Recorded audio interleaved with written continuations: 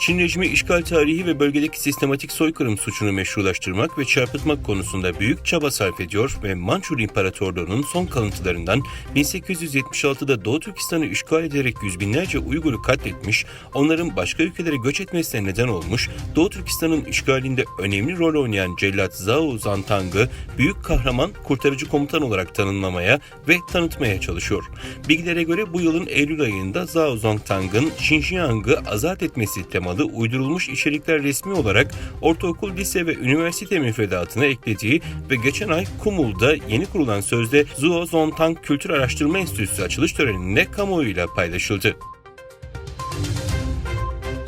Doğu Türkistan Alimler Birliği'nin İstanbul merkezde düzenlediği 26 Aralık'ta İstanbul'da bir araya gelen Uygur kuruluşlarının liderleri, Çin'den kurtulma hedefine ulaşmak için kurumlar arası fikir alışverişi ve işbirliğine vurgu yaptı. Toplantıya Türkiye'de siyaset, araştırma, medya, basın ve eğitim alanlarında faaliyet gösteren 45 Uygur örgütünün liderleri ve temsilcileri katıldı.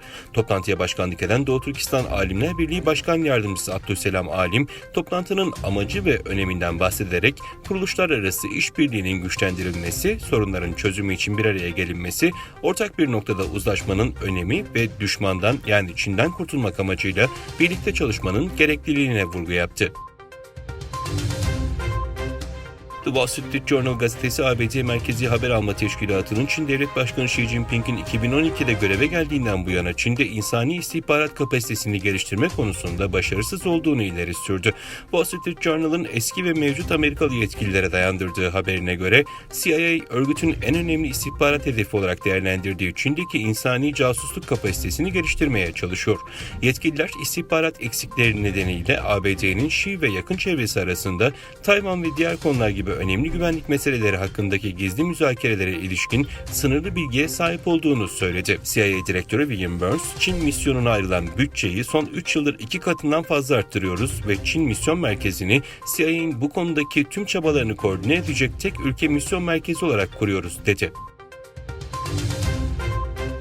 Hollanda Kara Kuvvetleri Komutanı Rusya ile savaşa hazırlıklı olmalıyız, dedi. Hollanda'nın Rusya'ya 1500 kilometre mesafede olduğu için güvenliği garanti altındaymış gibi düşünmemesi gerektiğini kaydeden komutan, Rusya'nın anladığı tek bir dil var, o da güçlü bir ordu değerlendirmesinde bulundu.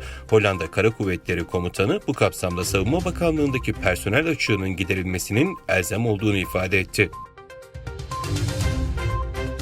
Amerika Birleşik Devletleri'nin Maine eyaleti eski başkan Donald Trump'ın kongre baskınındaki rolü nedeniyle gelecek yıl yapılacak seçimlere katılmasını yasakladı. Eski başkan Trump'a ilk yasak Colorado eyaletinden geldi. Colorado Yüksek Mahkemesi kongre baskınındaki rolü nedeniyle Trump'ın seçime katılmasını yasakladı.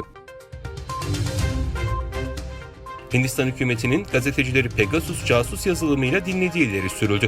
Uluslararası Af Örgütü ve Washington Post gazetesinin ortak yürüttüğü araştırma bulguları endişeleri yükseltti.